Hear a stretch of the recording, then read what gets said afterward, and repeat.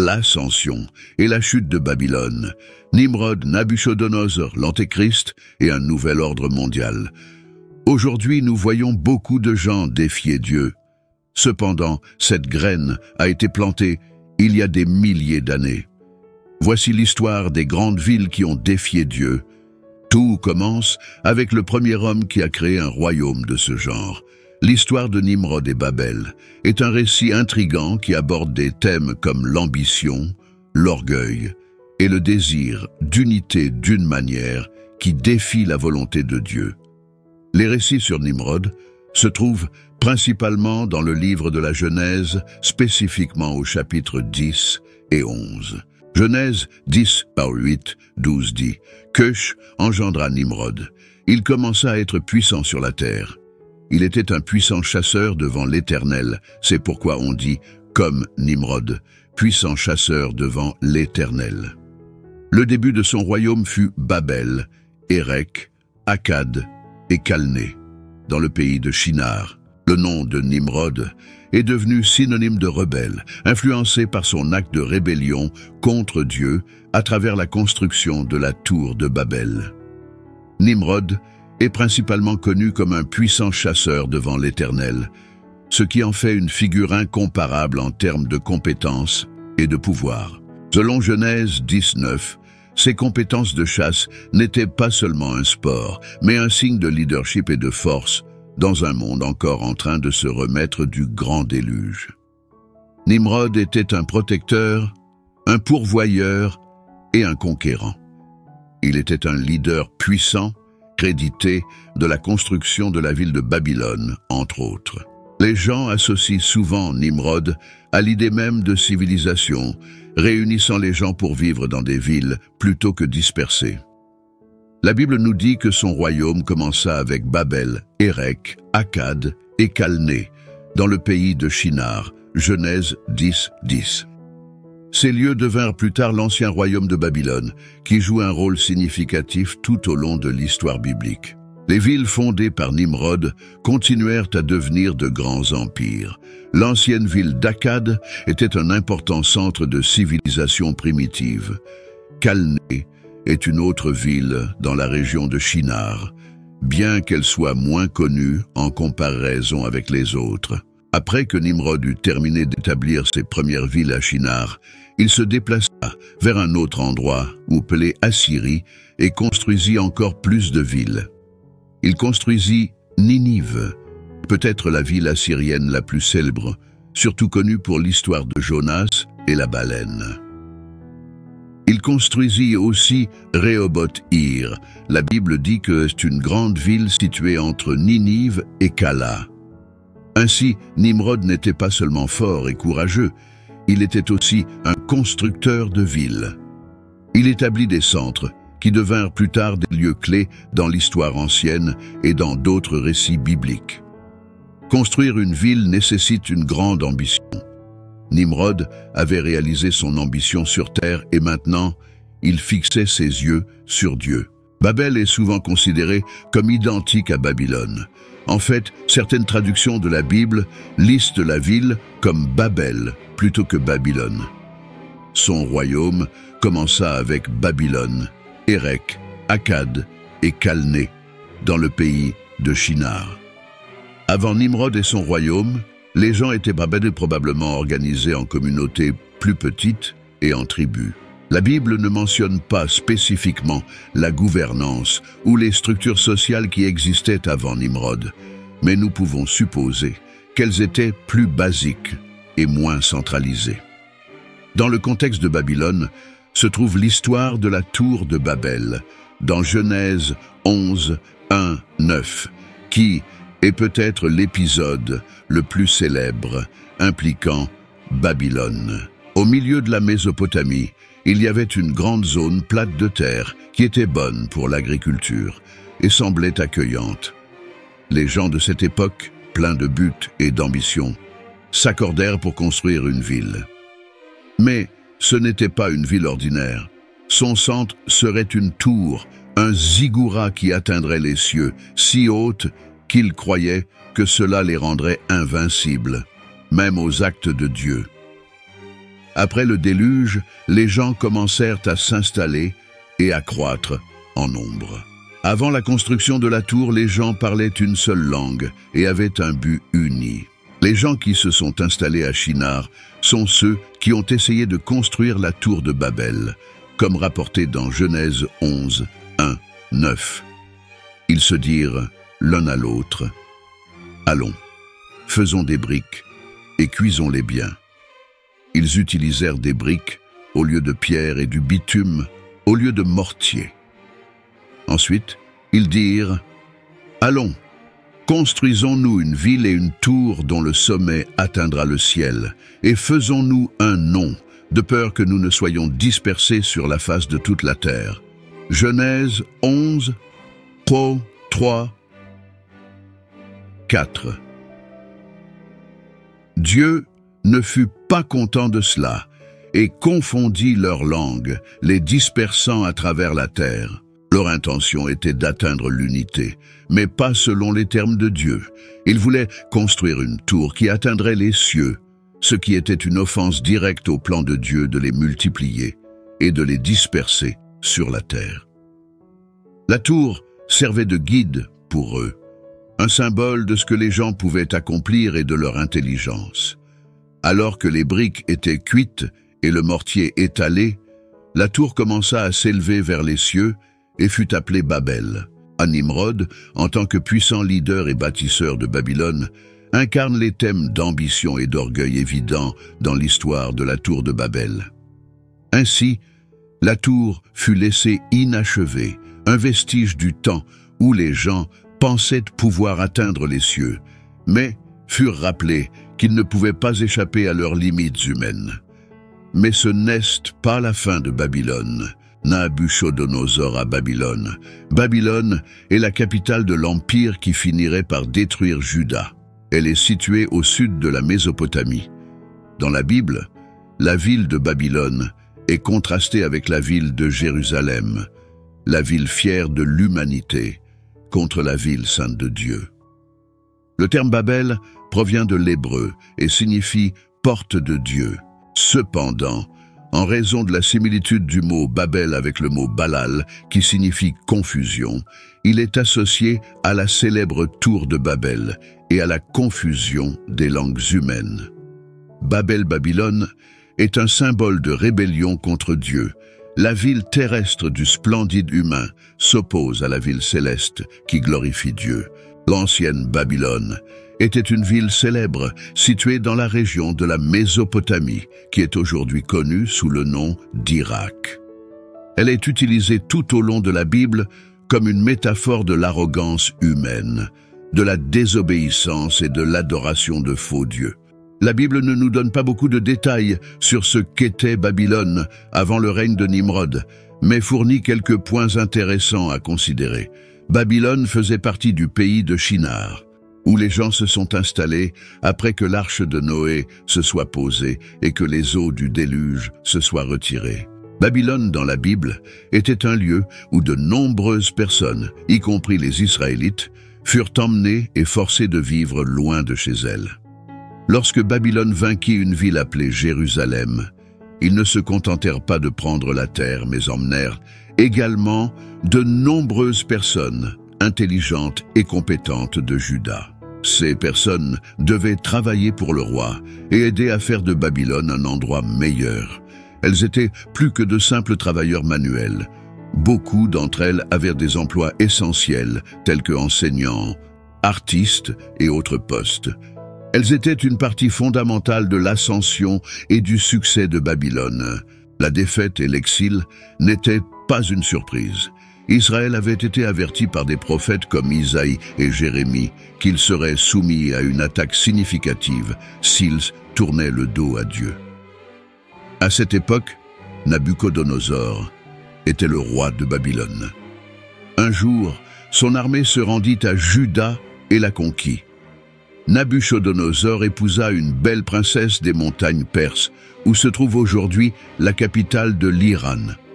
Elle vint au palais de Nabuchodonosor, mais commença rapidement à ressentir la nostalgie de chez elle. Elle manquait les montagnes, les arbres et les animaux sauvages. Quand Nabuchodonosor découvrit la raison de son mécontentement, il s'engagea immédiatement à résoudre la situation. Il construisit une énorme montagne de briques et la couvrit de buissons, d'arbres et de plantes de diverses espèces. En raison de sa beauté incroyable, elle fut reconnue comme l'une des 7 merveilles du monde. Les jardins suspendus de Babylone attirèrent un grand nombre de visiteurs, et en plus des jardins, il construisit un zoo privé d'animaux sauvages pour plaire à sa femme, qui n'était pas habituée à la plaine autour de Babylone. Un jour, il était sur le toit de son magnifique palais, lorsqu'il réalisa ce qu'il avait accompli. « N'est-ce pas la grande Babylone que j'ai construite par ma puissance et pour ma gloire ?» demanda-t-il. Il s'endormit et rêva d'un immense arbre qui atteignait les cieux. Les animaux cherchaient refuge sous lui et les oiseaux se perchaient sur ses branches. L'arbre fut coupé et attaché avec du fer avant de repousser. Il demanda une fois de plus à Daniel d'interpréter le rêve. Le roi partagea la nouvelle avec ses mages, médiums, chaldéens et devins, mais aucun d'entre eux ne put comprendre ce que cela signifiait. Daniel fut appelé pour résoudre le problème après que toutes les autres tentatives eurent échoué. Il est étrange que Nabuchodonosor ait questionné ses sages au lieu d'aller directement à Daniel pour l'interprétation du rêve, étant donné le passé de Daniel en matière d'interprétation de rêves. Cependant, il semble que Nabuchodonosor était un apprenant lent. Nabuchodonosor donna à Daniel le nom de Belchatsar, en l'honneur de son dieu babylonien Bel. L'homme était attaché à ses idoles païennes. Daniel 4, 14 et 24. Il cria à haute voix et dit « Abattez l'arbre et coupez ses branches, secouez ses feuilles et dispersez ses fruits, que les animaux fuient de dessous lui et les oiseaux de ses branches. Cependant, laissez la souche avec ses racines dans le sol, attachée avec un cerceau de fer et de bronze, au milieu de l'herbe nouvelle des champs.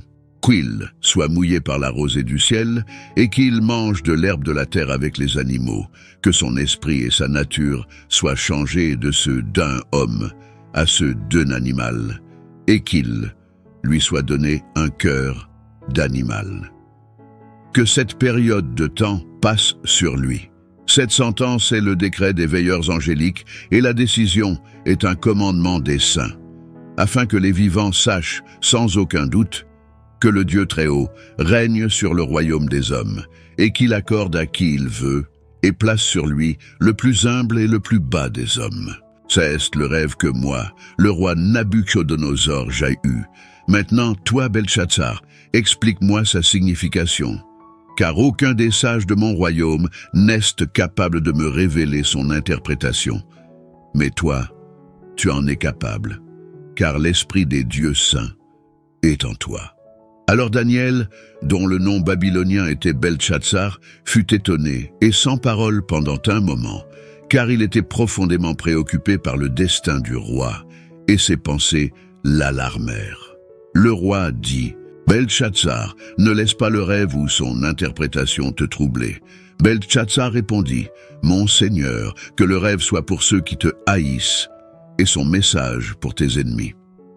L'arbre que tu as vu, qui a grandi et est devenu fort, dont la hauteur atteignait les cieux et qui était visible à toute la terre, dont les feuilles étaient belles et les fruits abondants, et dans lequel il y avait de la nourriture pour tous, sous lequel les animaux des champs vivaient, et dans les branches duquel les oiseaux du ciel faisaient leur nid. C'est toi, ô roi, qui es devenu grand et fort. Ta grandeur a cru et atteint les cieux. Belchatsar, ne laisse pas le rêve ou son interprétation te troubler. Belchatsar répondit, Mon Seigneur, que le rêve soit pour ceux qui te haïssent, et son message pour tes ennemis. L'arbre que tu as vu, qui a grandi et est devenu fort, dont la hauteur atteignait les cieux et qui était visible à toute la terre, dont les feuilles étaient belles et les fruits abondants, et dans lequel il y avait de la nourriture pour tous, sous lequel les animaux des champs vivaient, et dans les branches duquel les oiseaux du ciel faisaient leur nid. C'est toi, ô roi, qui es devenu grand et fort. Ta grandeur a cru et atteint les cieux. Daniel sembla étonné pendant un moment en entendant l'interprétation du rêve, ce qui suggère que Dieu a apparemment révélé la signification du rêve à Daniel dès que Nabuchodonosor a terminé de le raconter. Il ne souhaitait aucun mal au roi, mais espérait que le roi se repentirait de ses péchés et éviterait le terrible jugement de Dieu. Daniel commença par annoncer les bonnes nouvelles, puis les mauvaises. Nabuchodonosor serait non seulement l'arbre, mais aussi la souche. Les dernières paroles de Daniel à Nabuchodonosor lors de sa visite furent une demande sincère pour que le roi se repente et se jette à la miséricorde de Dieu. Cependant, il n'y eut pas de réponse du roi. Tout cela arriva au roi Nabuchodonosor. 12 mois plus tard, il se promenait sur le toit de son palais royal à Babylone. Le roi dit pensivement: « N'est-ce pas ici la grande Babylone, que j'ai moi-même construite comme résidence royale et siège de gouvernement, par la puissance de ma force et pour l'honneur et la gloire de ma majesté ?» Tandis que les mots étaient encore dans la bouche du roi, une voix vint du ciel disant: « Au roi Nabuchodonosor, il t'est déclaré, le royaume t'est enlevé, et tu seras chassé de l'humanité, et ta demeure sera avec les animaux des champs. Tu seras donné à manger de l'herbe comme les bœufs, et cette période de temps passeront sur toi, jusqu'à ce que tu saches sans aucun doute que le Dieu très haut règne sur le royaume des hommes, et qu'il l'accorde à qui il veut. » Immédiatement, la parole concernant Nabuchodonosor fut accomplie. Il fut chassé de l'humanité et commença à manger de l'herbe comme les bœufs, et son corps fut mouillé par la rosée du ciel jusqu'à ce que ses cheveux poussent comme des plumes d'aigle et ses ongles comme des griffes d'oiseaux. Daniel 4, 28-33. Avec le temps, Nabuchodonosor semblait avoir oublié l'avertissement de Dieu concernant le jugement imminent de son arrogance. L'extension de la grâce de Dieu pendant 12 mois n'a pas poussé le roi au repentir. Si quelque chose, le retard lui a fait croire qu'il avait échappé indemne. Un jour, il regarda de son palais et s'exclama: « N'est-ce pas ici la grande Babylone que j'ai construite par mon immense pouvoir et pour ma majestueuse gloire ?» En d'autres termes, son ego avait atteint son apogée, et il réfléchissait profondément à la splendeur du royaume qu'il avait construit. Mais à ce moment précis, le jugement que Nabuchodonosor avait vu dans son rêve fut proclamé par une voix du ciel. Il fut immédiatement frappé par une forme de folie, le faisant agir et vivre comme un animal. Après son long exil, Nabuchodonosor fit une proclamation qui fut un changement radical par rapport à ses déclarations précédentes. Il loua le Très-Haut, déclarant que son royaume est un royaume éternel. Il fait ce qu'il veut. Personne ne peut l'arrêter. À travers son humiliation, le roi babylonien découvrit qui était vraiment aux commandes. Il récupéra le contrôle de son royaume après avoir retrouvé sa santé mentale. Les dernières paroles enregistrées de Nabuchodonosor dans la Bible sont: « Dieu est capable d'humilier ceux qui marchent dans l'orgueil, une vérité que nous devons tous embrasser et vivre. Ne forcez pas Dieu à vous enseigner comme il l'a enseigné à Nabuchodonosor. » Souvenez-vous que l'orgueil précède toujours la chute. Proverbe 16, 18 dit: « L'orgueil précède la destruction, et un esprit arrogant précède la chute. » Il n'y a qu'un seul roi qui règne sur tout l'univers. Dieu est le juge des rois et des nations. Dieu a jugé l'injustice du règne de Nabuchodonosor parce qu'il avait tenté d'usurper l'autorité exclusive de Dieu, et à la fin, Nabuchodonosor a fini par faire la confession que Dieu avait décrété qu'il ferait. Le ciel gouverne. La chute de Babylone. Belshazzar succéda à Nabuchodonosor comme roi de Babylone plusieurs années après. Une nuit, Lors d'un grand banquet, Belshazzar et ses amis de haut rang utilisaient sans respect les coupes et les places spéciaux qu'ils avaient volées dans un temple sacré à Jérusalem. À un moment donné pendant les festivités, une main fantomatique apparut et écrivit sur le mur. « Si vous receviez un message inquiétant de Dieu, que feriez-vous ? Il n'y a absolument aucun moyen d'y échapper et aucun homme ne peut vous sauver. » Ce roi était sur le point d'entendre les pires nouvelles de sa vie, et cela serait connu pendant de nombreuses années. Les événements du chapitre 5 de Daniel se déroulèrent en l'an 539 AVVOJ. C'est, en fait, la même nuit où le grand royaume babylonien, fondé par Nabuchodonosor, tomba aux mains d'une coalition des Mèdes et des Perses. Si Belshazzar était au courant de l'humiliation de Nabuchodonosor à cause de son orgueil aux mains de Dieu, comme raconté dans le chapitre 4 de Daniel, il n'avait clairement pas tiré de leçon. Au contraire, il traita les vases sacrés de Dieu comme des chopes de barre, démontrant son mépris pour eux. Selon Dieu, cette action marqua le début de la fin de l'empire du roi.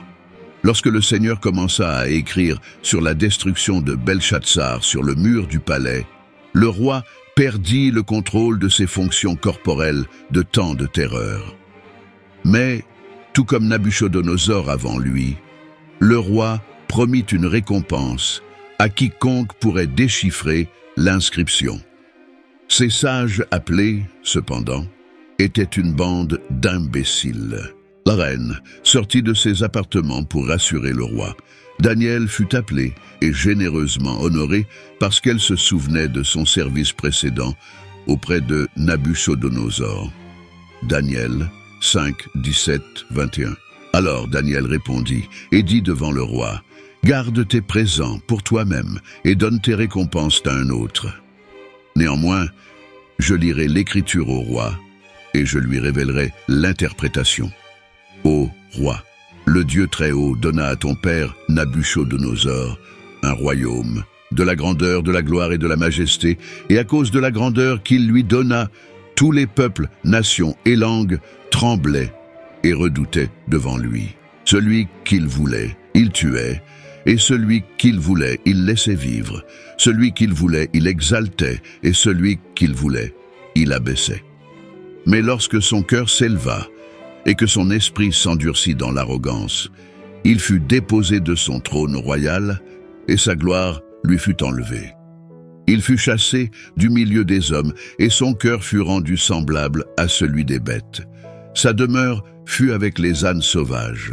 On lui donna de l'herbe à manger, comme aux bœufs, et son corps fut mouillé de la rosée du ciel jusqu'à ce qu'il sache, sans aucun doute, que le Dieu très haut domine sur le royaume des hommes, et qu'il le donne à qui il veut.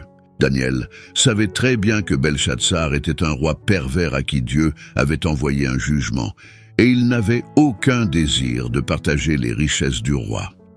Cependant, Daniel avait un message de jugement à délivrer, précédé par une leçon rafraîchissante sur la vie de Nabuchodonosor. Selon Daniel, le problème était que Belshazzar connaissait tout cela et pourtant, il refusait de se repentir et de s'humilier. Belshazzar s'exaltait contre le Seigneur et adorait des objets inanimés au lieu du Dieu qui lui avait donné l'existence et le souffle. Au lieu de se repentir des mêmes actions qui avaient mis son prédécesseur en difficulté, il défiait Dieu avec arrogance. Daniel 5, 25, 31. Et voici l'écriture qui fut tracée. Men, tekel et parzin. Voici l'interprétation de ces mots. Men, Dieu a compté ton royaume et y a mis fin. Tekel, tu as été pesé dans la balance et trouvé léger.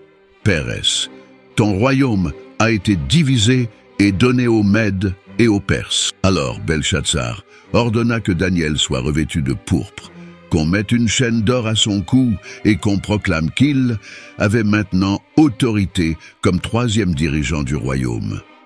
Cette même nuit, Belshazzar, le dernier roi chaldéen, fut tué par les troupes de l'armée envahissante. Ainsi, Darius le Mède reçut le royaume. Il avait environ 62 ans. Daniel interpréta l'écriture sur le mur, après avoir examiné les crimes du roi contre Dieu.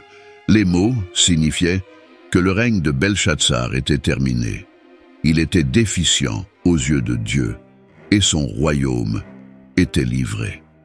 Cette histoire est si connue que la phrase « il peut voir » l'écriture sur le mur est devenue un proverbe, impliquant qu'une personne peut voir ce qui arrivera dans le futur et comprendre son destin.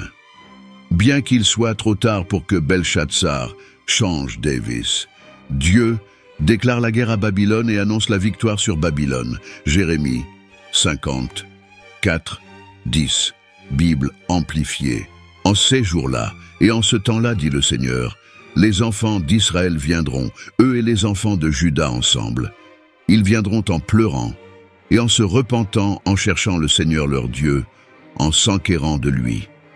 Ils demanderont le chemin de Sion, avec leur visage tourné dans cette direction, disant « Venez, et joignons-nous au Seigneur dans une alliance éternelle qui ne sera pas oubliée.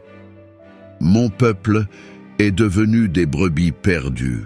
Leurs bergers les ont égarés, les détournant vers des lieux séduisants, d'idolâtrie sur les montagnes. Elles sont passées de péché en péché, de montagne en montagne. Elles ont oublié leur lieu de repos. Tous ceux qui les ont trouvés les ont dévorés, et leurs adversaires ont dit « Nous ne sommes pas coupables, car ils ont péché contre le Seigneur, et ne sont plus sacrés pour lui, leur véritable demeure de justice et de droiture, le Seigneur lui-même, l'espérance confiante de leur Père. Éloignez-vous du milieu de Babylone, sortez de la terre des Chaldéens, soyez comme les boucs leaders à la tête des troupeaux. Car voici que je vais exciter et amener contre Babylone une assemblée de grandes nations du pays du Nord. Le message transmis est clair. La souveraineté et la justice de Dieu prévaudront, et il jugera ceux qui s'exaltent et défient son autorité. Elles se prépareront et formeront leur ligne de bataille contre elle. De là, elle sera capturée. Leurs flèches seront comme celles d'un guerrier expérimenté qui ne revient pas les mains vides. La Chaldée deviendra un butin.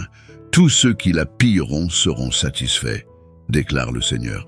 Aux yeux de Dieu, le peuple d'Israël était comme des brebis sans berger, maltraités à la fois par leurs leaders et par leurs ravisseurs. Voici que la plus insignifiante des nations deviendra un désert, une terre sèche et une désolation. À cause de la colère du Seigneur, elle ne sera pas habitée, mais sera complètement désolée. Tous ceux qui passeront par Babylone seront horrifiés et se moqueront à cause de toutes ces blessures. Ici, nous apprenons pourquoi Dieu détruisait cet empire dès le début. Les Babyloniens se réjouissaient de dévaster et de subjuguer Juda. Oui, Babylone était l'instrument de Dieu pour punir son peuple pécheur, mais les Babyloniens sont allés trop loin et ont trop aimé cela. Ils se comportaient comme un veau joyeux jouant dans le grain et mangeant jusqu'à être rassasié. Dieu, à la fin, maudira toute nation qui a maudit Israël. Jérémie 50, 14, 16. Formez des lignes de bataille contre Babylone de tous côtés. Tous, vous, archers, tirez sur elle. Ne ménagez pas vos flèches, car elle a péché contre le Seigneur. Élevez le cri de guerre contre elle de tous côtés. Elle s'est rendue, ses bastions sont tombés, ses murs ont été abattus. Cesse la vengeance du Seigneur. Vengez-vous d'elle. Faites-lui ce qu'elle a fait aux autres. Coupez de Babylone le semeur et celui qui manie la faucille au temps de la moisson. Par peur de l'épée oppressive, chacun retournera à son propre peuple et fuira vers sa propre terre. Tout comme Babylone était l'instrument de Dieu pour punir Juda, les envahisseurs Cyrus avec les Mèdes et les Perses, et plus tard Alexandre avec son armée grecque, serait l'arme de Dieu pour vaincre Babylone. Dieu parla aux armées envahissantes et leur ordonna de préparer leurs armes et de crier victoire, car elles gagneraient la bataille. Ce n'était pas une guerre ordinaire, c'était la vengeance du Seigneur. J'ai tendu un piège pour toi, ô Babylone, et tu as été prise par surprise. Tu as été trouvée et capturée parce que tu t'es battue contre le Seigneur. Le Seigneur a ouvert son arsenal et a fait venir des nations qui, sans le savoir, étaient les armes de son indignation, car c'est une œuvre du Seigneur Dieu des armées dans le pays des Chaldéens. Venez contre elle depuis la frontière la plus éloignée, ouvrez ses greniers, empilez-la comme des tas de décombres et brûlez-la complètement, ne laissez rien d'elle. Tuez tous ces jeunes taureaux, sa force, ces jeunes hommes, laissez-les aller à l'abattoir. Malheur à vous, Chaldéens, car le jour du jugement est arrivé, le temps de votre punition. Le Seigneur était aux commandes de l'invasion, et ses ordres devaient être exécutés explicitement. Babylone, le marteau, a elle-même été brisée. Babylone est tombée dans le piège de Dieu et n'a pas pu échapper aux armes de Dieu. Ces jeunes hommes seraient exécutés comme du bétail, car le jour du jugement de Babylone était arrivé. Le Seigneur a attiré l'attention des Babyloniens sur la grande armée qu'il avait convoquée du nord, une armée cruelle et sans pitié, dont l'avancée résonnait comme le rugissement de la mer. Ce récit paralysa les Babyloniens de terreur. Le roi de Babylone, comme un lion affamé, cherchant sa proie, Cyrus et plus tard Alexandre attaqueraient Babylone et personne ne pourrait résister. Fuyez Babylone, chacun de vous, sauvez vos vies. Ne soyez pas détruits dans son châtiment, car c'est le temps de la vengeance du Seigneur. Il lui donnera ce qu'elle mérite. Babylone était une coupe d'or dans la main du Seigneur, enivrant toute la terre. Les nations ont bu de son vin. C'est pourquoi les nations sont devenues folles. Babylone est tombée soudainement et a été brisée. Pleurez pour elle. Sanash, si vous le souhaitez, cherchez du baume pour sa douleur incurable. Peut-être qu'elle pourra être guérie. Nous aurions guéri Babylone, mais elle n'a pas pu être guérie. Abandonnez-la, et que chaque captif retourne dans son propre pays. Car sa culpabilité et son jugement ont atteint le ciel et se sont élevés jusqu'aux cieux. Le Seigneur a fait surgir notre justification et a révélé la justice de notre cause. Venez, proclamons à Sion l'œuvre du Seigneur notre Dieu. Le Seigneur a assuré à son peuple qu'il était toujours avec eux et leur a donné un autre ordre de quitter Babylone dès qu'il le pouvait. Lorsque Cyrus ouvrit la porte pour que le peuple retourne chez lui, environ 50 000 personnes retournèrent à Juda pour restaurer Jérusalem et le temple, car ainsi dit le Seigneur, quand les 70 ans d'exil à Babylone seront accomplis, je vous visiterai et je tiendrai ma bonne promesse de vous ramener à cet endroit, car je connais les plans et les pensées que j'ai pour vous, dit le Seigneur, des plans de paix et de bien-être, et non de malheur, pour vous donner un avenir et un espoir. Alors vous m'invoquerez, vous viendrez, et vous me prierez, et j'entendrai votre voix, et vous écouterez. Alors, avec un désir profond, vous me chercherez, et vous me trouverez, lorsque vous me chercherez de tout votre cœur. Je serai trouvé par vous, dit le Seigneur, et je restaurerai votre sort, et je vous rassemblerai de toutes les nations, et de tous les lieux où je vous ai dispersés, dit le Seigneur, et je vous ramènerai à l'endroit d'où je vous ai envoyé en exil. Avec vous, je briserai l'agriculteur et son joug de bœuf, et avec vous, je briserai les gouverneurs et les commandants. Babylone a été construite dans une zone très plate, mais aux yeux du monde, elle ressemblait à une grande montagne de destruction à l'horizon de l'histoire. Mais après que Dieu en ait fini avec Babylone, elle ne serait plus qu'un volcan endormi, une montagne brûlée. Personne ne creuserait même les ruines pour trouver des pierres à construire. La ville serait abandonnée et désolée pour toujours. Le peuple rappelait à Dieu les injustices commises par Nabuchodonosor. Il avait pris Juda comme un morceau de nourriture, les avait mâchés, dévorés tout entier et absorbé toute la bonne fortune que Dieu leur avait accordée. La Babylone finale, dans les chapitres 17 et 18 de l'Apocalypse, fait référence au temps de la fin. Le reste de l'Apocalypse est dominé par deux figures féminines, une prostituée impure et une épouse pure. Aucune d'elles n'est une personne. Elles sont toutes deux des personnifications. Elles représentent des villes. Le titre « Un conte de deux cités » pourrait être utilisé. Babylone et Jérusalem, la ville de l'homme et la ville de Dieu sont leurs noms. Examinons la première. Apocalypse 14, 8, Bible amplifiée. Un autre ange, un deuxième, suivit, disant « Elle est tombée, Babylone la grande, elle qui a fait boire à toutes les nations le vin de la passion de son immoralité, les corrompant. » Apocalypse 16, 19, Bible amplifiée. La grande ville fut divisée en 3 parties, et les villes des nations tombèrent. Et Dieu se souvint de Babylone la grande, pour lui donner la coupe du vin de l'ardeur de sa colère. La Bible dépeint fréquemment les villes de manière négative. La référence initiale, qui est généralement cruciale, les relie à la lignée de Lamech, aux armements et à la production d'armes de destruction massive.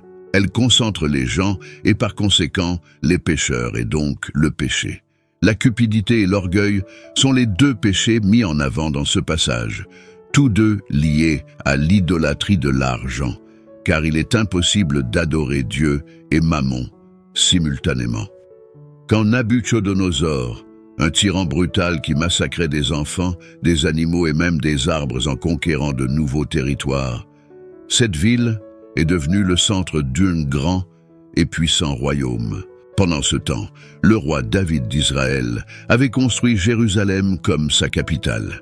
Elle n'était pas située dans un endroit stratégique pour le commerce car elle n'était pas proche de la mer, d'un grand fleuve ou d'une route significative. Cependant, c'était la ville de Dieu, le lieu où il avait choisi de résider parmi son peuple, d'abord dans la tente montée par Moïse, et ensuite dans le temple construit par Salomon. Comme prévu, cette ville horrible cesse de détériorer en un tas sombre de ruines, complètement désertée, sauf par les animaux sauvages du désert. Le fait que les livres de Daniel et de l'Apocalypse aient tant de similitudes n'est pas une coïncidence. Les 2 livres contiennent des visions de la fin du monde qui sont très similaires. Cependant, Daniel a reçu les révélations pendant le règne de Nabuchodonosor. Il était un jeune homme lors de la première des 3 déportations. Il a vu la trajectoire future des empires mondiaux jusqu'à et au-delà du temps du Christ, jusqu'à la fin de l'histoire, le règne de l'Antéchrist, le gouvernement millénaire, la résurrection des morts et le jour du jugement. La ville de Babylone, décrite dans le livre de l'Apocalypse, servira de centre commercial où les gens pourront acheter et vendre des marchandises. Cela est évident dans la mention de la manière dont les marchands sont affectés par sa destruction. Apocalypse 18, 11, 16, Bible amplifiée.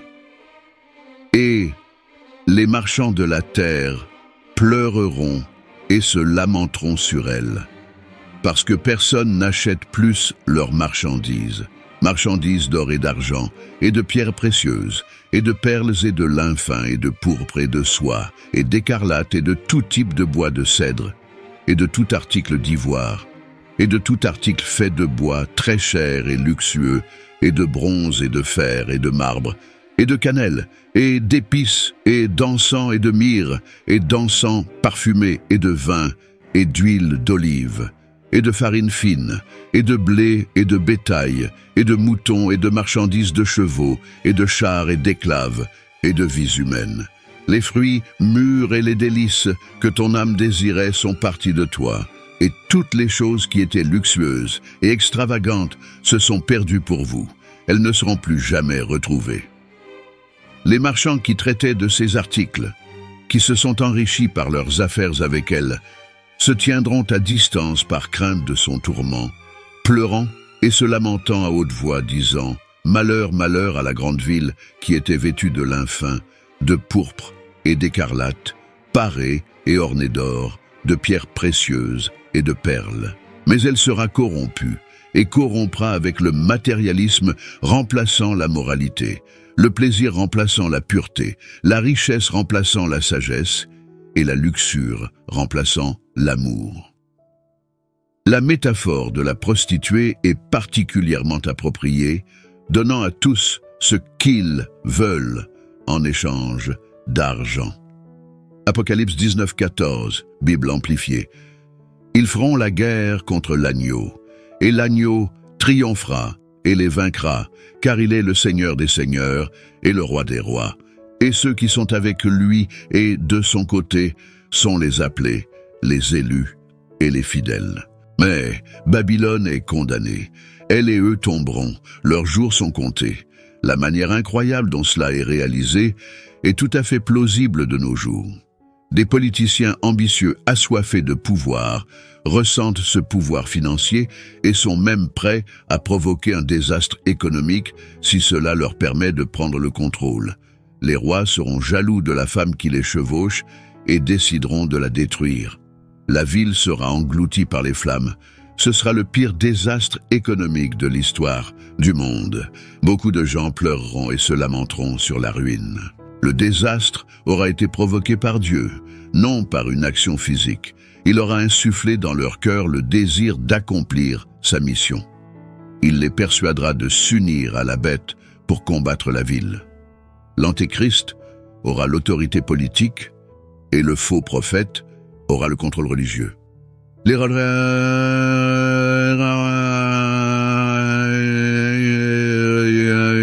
offriront maintenant le contrôle économique en échange de pouvoirs délégués à eux-mêmes, mais la possession de tels privilèges sera extrêmement brève. Apocalypse 17, 12. Les 10 cornes que tu as vues sont 10 rois qui n'ont pas encore reçu de royaume, mais qui reçoivent ensemble l'autorité comme rois pendant 1 heure dans un but commun avec la bête. La fin de Babylone est si certaine qu'elle est dépeinte dans l'Apocalypse comme déjà survenue. C'est quelque chose dont les chrétiens peuvent être sûrs. Cependant, il y a des raisons pratiques de les en informer. Quelle est la connexion entre le peuple de Dieu et cette Babylone finale? Il y a 3 règles à suivre. Premièrement, il y aura de nombreux martyrs dans la ville. La prostituée est ivre du sang des saints, du sang de ceux qui ont témoigné de Jésus.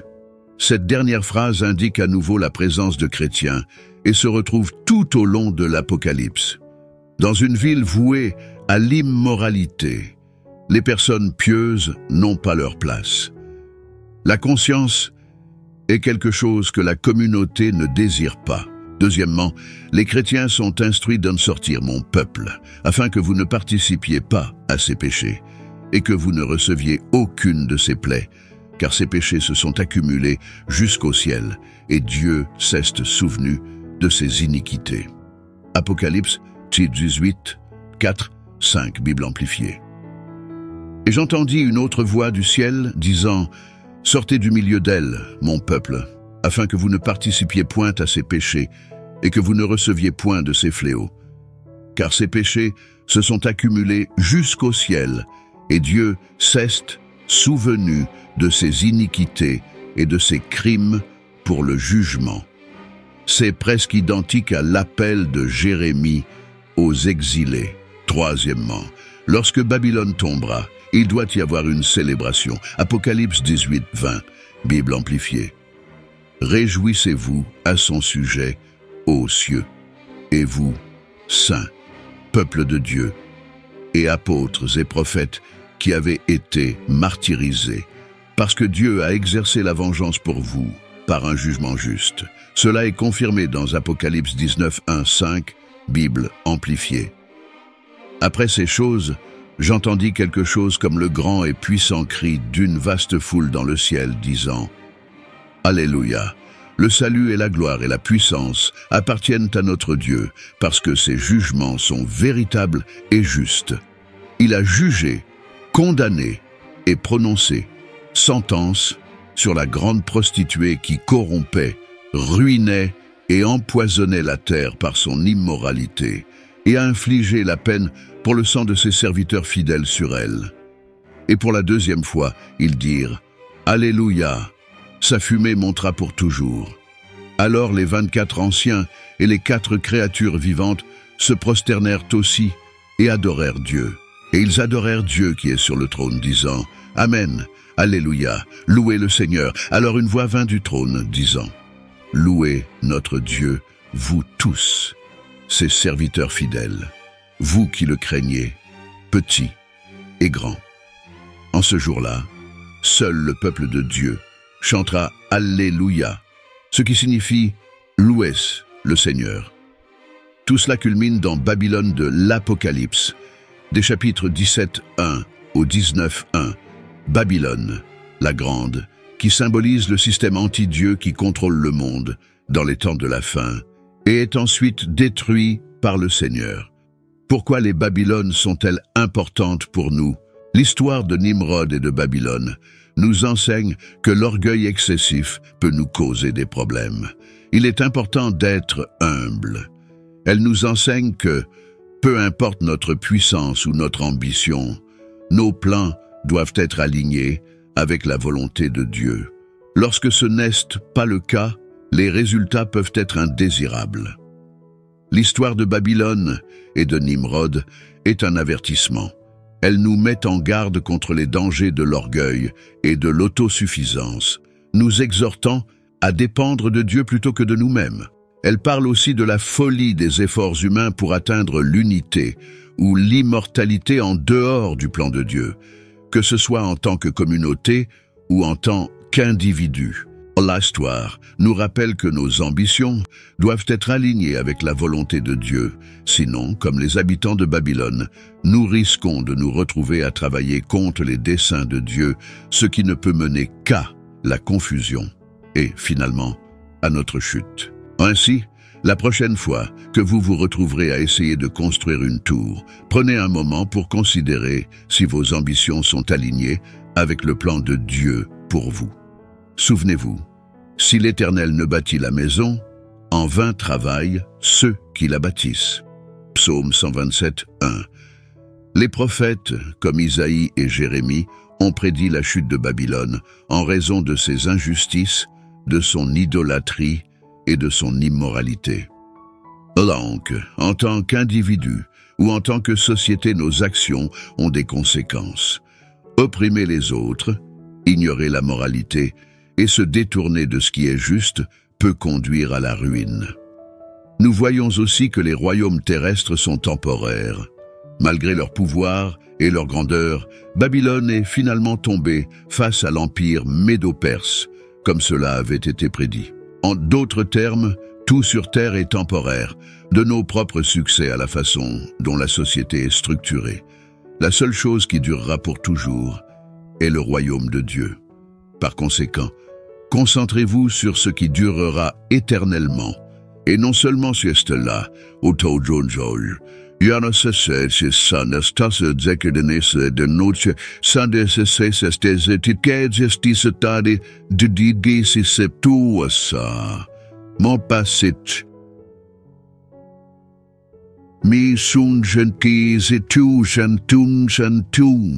L'histoire de Babylone, devenant puissante puis tombant, montre que Dieu essaie de communiquer avec nous de diverses manières et que nous devons être attentifs et ne pas être trop orgueilleux.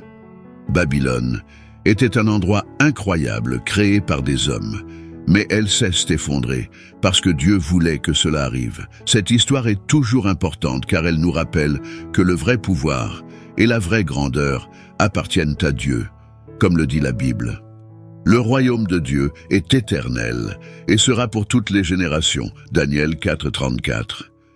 Prions, Père Céleste, nous nous approchons de toi aujourd'hui en nous souvenant de l'histoire de Nabuchodonosor, un homme de pouvoir et d'ambition. Nous voyons dans son histoire un avertissement, une leçon sur les dangers de l'orgueil humain et la folie d'essayer de construire nos propres royaumes au lieu de chercher le tien. Seigneur, nous demandons la sagesse pour reconnaître quand nos quêtes sont guidées par l'intérêt personnel plutôt que par ta direction. Aide-nous à comprendre que la vraie force vient d'être enracinée en toi et que toute tour que nous construisons sans ta bénédiction est destinée à s'effondrer. Que nous soyons des constructeurs non pas de tours qui cherchent en vain le ciel, mais de vie fondée sur ton amour et ta grâce. Enseigne-nous à chercher d'abord ton royaume, comprenant que toutes les autres choses nous seront ajoutées. Garde nos cœurs contre l'orgueil qui mène à la confusion et à la séparation, et au contraire, insuffle en nous un esprit d'humilité et d'unité. Que nous soyons des chercheurs d'âme pour ton royaume, poursuivant ce qui est bon, ce qui est noble et ce qui t'apporte la gloire. Au nom puissant de Jésus-Christ, nous prions. Amen. Si ce contenu a été précieux pour vous, je vous demande de me soutenir avec votre inscription pour ne manquer aucune de nos prochaines vidéos. Ensemble, nous pouvons éclairer plus d'esprit et élargir notre compréhension. Merci d'être ici et que Dieu vous bénisse. L'héritage de Babylone et l'appel à l'humilité. La chute de Babylone est une leçon profonde et significative qui nous enseigne sur le pouvoir, l'ambition et l'importance de l'humilité devant Dieu. Babylone, sous la direction de Nabuchodonosor, est devenue un symbole d'orgueil et d'arrogance, et son histoire nous offre plusieurs leçons importantes.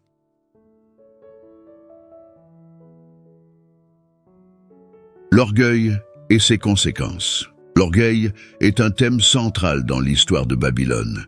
Nabuchodonosor, un roi notoirement puissant et ambitieux, s'éleva au-dessus de ses propres limites, défiant la domination de Dieu et croyant que sa grandeur n'était le résultat que de ses propres efforts et compétences. Cependant, la Bible nous montre clairement que l'orgueil est une voie vers la chute inévitable. Dieu humilia Nabuchodonosor pour démontrer que lui seul est le véritable souverain sur toute chose. La transformation de la majestueuse Babylone en une ruine désolée devient ainsi un puissant symbole de la manière dont l'arrogance et l'autosuffisance peuvent mener à la destruction et à la ruine. Nabuchodonosor, avec sa fierté démesurée, se considérait comme le créateur de sa propre grandeur, oubliant que tout pouvoir et toute autorité viennent de Dieu. Sa démesure est un exemple frappant de la façon dont l'orgueil peut corrompre le cœur et l'esprit, menant à la chute. La déchéance de Nabuchodonosor est un avertissement clair pour nous tous sur les dangers de l'arrogance et la nécessité de rester humble et conscient que tout ce que nous avons et tout ce que nous réalisons est dû à la grâce de Dieu. La chute des royaumes terrestres.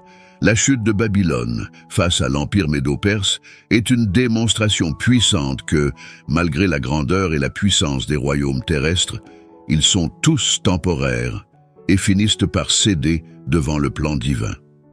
La transformation d'une ville autrefois emblématique de puissance et d'opulence en un amas de ruines désolées est un rappel poignant que les royaumes et les succès humains sont éphémères. Seul le royaume de Dieu est éternel et persistera à jamais. Cette histoire nous enseigne que nous ne devons pas nous laisser tromper par les apparences et la grandeur des réalisations humaines. En nous concentrant uniquement sur les aspects temporaires et les ambitions personnelles, nous risquons de nous détourner de ce qui est véritablement important, la stabilité et la pérennité du royaume de Dieu. Les royaumes terrestres peuvent s'effondrer, mais le royaume de Dieu est immuable et éternel. L'importance de l'humilité et de la dépendance en Dieu. L'histoire de Babylone et de Nabuchodonosor nous enseigne une leçon essentielle. Peu importe notre puissance ou nos ambitions, nos projets doivent être alignés avec la volonté divine. Quand nous essayons de construire nos propres royaumes et de nous élever au-dessus de Dieu, les résultats sont souvent désastreux. La véritable force et le véritable succès viennent d'une relation profonde et enracinée avec Dieu. L'humilité et la dépendance en Dieu sont essentielles pour une vie équilibrée et réussie. Nos efforts, sans la bénédiction divine, sont voués à l'échec. Cette leçon nous rappelle que notre dépendance totale de Dieu est le fondement sur lequel nous devons construire nos vies. La sagesse véritable réside dans la reconnaissance de notre propre insuffisance et la confiance en la capacité de Dieu à nous guider et à nous bénir. L'appel à l'humilité. Dans un monde qui célèbre souvent l'autosuffisance et l'orgueil, l'histoire de Babylone sert de puissant avertissement. Nous devons régulièrement réfléchir à nos ambitions et nous assurer qu'elles sont alignées avec le plan divin. L'orgueil, qui mène à la chute et à la destruction, est un péché que nous devons éviter avec diligence. Au lieu de chercher à nous élever au-dessus des autres et à Dieu, nous devons cultiver l'humilité, rechercher la guidance divine et travailler avec un esprit de service et d'amour. Prière. Père céleste, nous venons devant toi aujourd'hui avec des cœurs humbles, reconnaissants pour les leçons que l'histoire de Nabuchodonosor et de Babylone nous offre. Nous voyons le danger de l'orgueil et la folie de tenter de construire nos propres royaumes sans ta guidance divine. Nous te demandons, Seigneur, la sagesse nécessaire pour discerner lorsque nos actions sont motivées par des intérêts personnels plutôt que par ta volonté. Aide-nous à comprendre que la véritable force et le succès viennent d'être enracinés en toi et de chercher avant tout ton royaume. Que nous puissions être des bâtisseurs de vie, fondés sur ton amour et ta grâce, et non simplement des tours cherchant à atteindre le ciel en vain. Enseigne-nous à rechercher d'abord ton royaume, en ayant confiance que toutes les autres choses nous seront données en supplément. Protège nos cœurs contre l'orgueil qui mène à la confusion et à la séparation, et remplace-le par un esprit d'humilité et d'unité. Que nous soyons des chercheurs d'âme pour ton royaume, poursuivant ce qui est bon, noble et qui te rend gloire. Sag se que